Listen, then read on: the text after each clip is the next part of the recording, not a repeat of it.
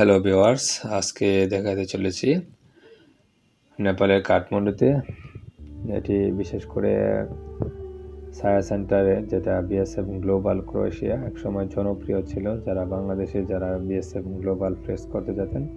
হ্যাঁ, ওইখানেই এক পাশে এই মেলাটি বসে থাকে। এখানে দেশি বিদেশি বিভিন্ন ধরনের স্টল এসেছে। তারা বিশেষ করে শুক্রবার দিন আপনি বিশেষ করে বিকেলবেলা এই মেলাটি জমে ওঠে। তো এখন যেহেতু বাংলাদেশিদের আনাগোনা কম এবং বিএসএফ গ্লোবালে ভিসা জমা দিচ্ছেন না বলেই চলে। এখন যারা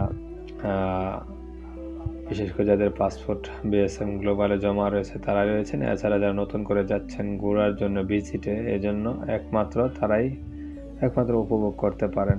একসময় ছিল রমরমা ও জমজমাট, কিন্তু সেই জমজমাট আর রমরমা এখন আর তেমন একটা নেই বললেই চলে।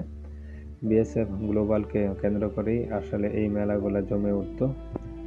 যাই হোক, যারা এখানে নতুন করে ভিজিট যাচ্ছেন তারা অবশ্য এখান থেকে বিভিন্ন ধরনের প্রোডাক্ট এবং খাবারের জিনিসপত্র পারচেস করতে পারেন। বিশেষ করে রয়েছে দেশীয় খাবার, ফুডস এবং মধু দেশীয়।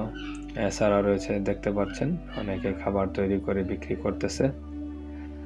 আপনাদেরকে অনেকের কাছে হয়তো ভালো লাগতে পারে। দেখতে পারেন এই প্রতি শুক্রবার বিকেলবেলা এই মেলাটি বসে। এবং এছাড়া রয়েছে দেশের শাল, বিভিন্ন অর্নামেন্টস এবং রকমারি। এখানে একটি গানেরও ব্যবস্থা করা হয়েছে। ইংলিশ সং গাচ্ছিলেন, প্রথমে হয়তো শুনতে পেরেছেন। সব কিছু মিলিয়ে আপনাদেরকে ঘুরতে গেলে বিভিন্ন জায়গা ভিজিট করতে হবে। এছাড়া এটি ভিজিট করতে পারেন যদি চান, এখানকার সময়টা একটু উপভোগ করতে চান। খুবই পরিষ্কার পরিচ্ছন্ন এবং পরিবেশ মুখর। আশা করি অনেকের কাছে ভালো লাগবে। যাই হোক, আপনারা যারা নেপাল ভিজিট করতেছেন তারা আরও বিভিন্ন যে পর্যটন কেন্দ্রগুলো জানতে চাইলে লাইক, কমেন্ট, সাবস্ক্রাইব করে কমেন্ট করবেন। আমি বলার চেষ্টা করবো ইনশাআল্লাহ।